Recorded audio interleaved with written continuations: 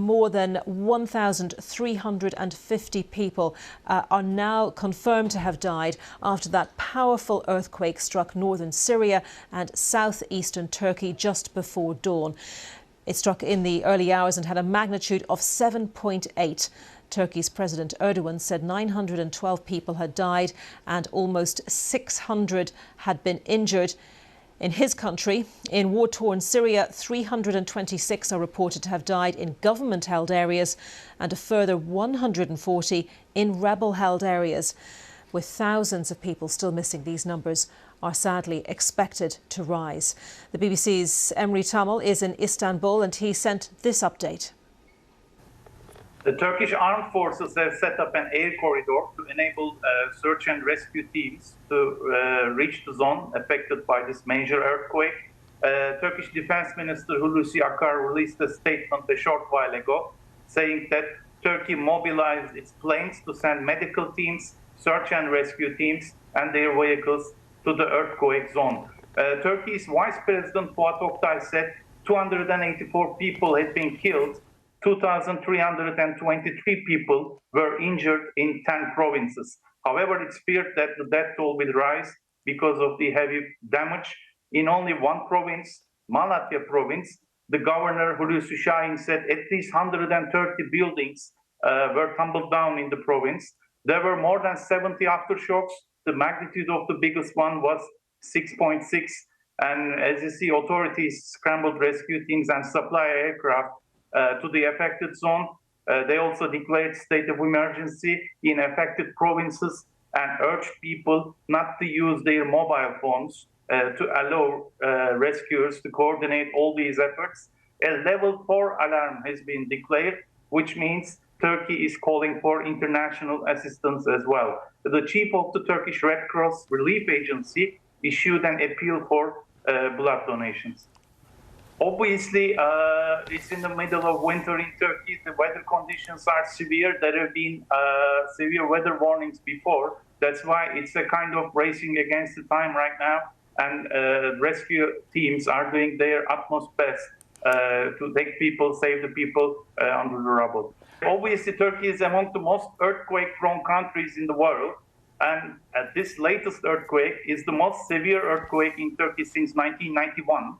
When a similar magnitude, 7.4 quake, devastated Izmir, which is close to the country's biggest city, Istanbul, and heavily populated Eastern Marmara region. And this earthquake killed more than 17,000 people then. Obviously, the government issued a new regulations following this earthquake, and lots of buildings have been renewed as well. But now we are talking about the relatively underdeveloped regions of Turkey, which has been affected by this earthquake. That's why it has been fearful that lots of buildings have been tumbled down due to this earthquake. As far as we know, oil flows are continuing. Operations, however, at the Ceyhan oil terminal in southern Turkey were suspended because this Eastern Mediterranean terminal is 155 kilometers away from the area where the earthquake happened.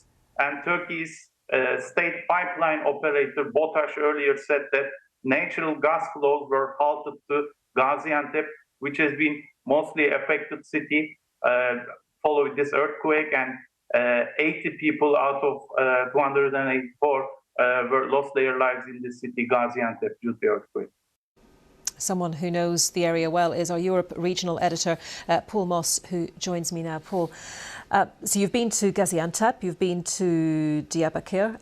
What can you tell us about how these areas would fare in an earthquake such as this? I think both of those cities are particularly bad places, if such a thing could be said, for an earthquake to hit, for different reasons. Diyarbakir is very, very beautiful, but for one main reason, it's an ancient city and it has lots of very old buildings. I had a wonderful time wandering around its old heartland, but many of these buildings have been there for hundreds and hundreds of years. One suspects they're not going to fare very well in the event of an earthquake. I should also say this is a Kurdish city and the people there have already suffered greatly in the past few decades. They were very much caught up in the ongoing war between the Turkish state and the Kurdish minority. So this is a place where people, already have suffered. Gaziantep's different. Gaziantep is also an ancient city.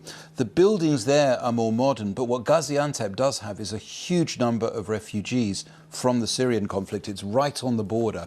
The population is 2 million. 500,000 of those are refugees. Now, they're not in camps. The vast majority are in the city itself. This means the conditions are very crowded there, and one can only imagine just what it's like when one of those buildings collapses. A statistic that struck me, we know that they've said 1,700 buildings in Turkey have been completely destroyed. Now, we don't know the death toll, but if you think about those buildings being destroyed, it gives you some idea what to expect. I should also say one other thing that jumped out at me was that Gaziantep Castle had been badly damaged. Now, why I mention this is not just because it's a castle. This is a building that was a huge part of the city. It was built by the Romans. That building has stood for nearly 2,000 years. If this earthquake was powerful enough to damage that castle very badly, again, one can only imagine what it's done to other buildings within the city. And Turkey has suffered earthquakes before. How much, therefore, are they prepared for something like this, given the scale of it? We heard President Erdogan say a little earlier that this was the biggest disaster for Turkey since 1939. Yeah, I mean, the answer is they should be prepared because of how common earthquakes are. The last major earthquake was in 1999. People are still arguing about the death toll, probably between 20,000 and 45,000.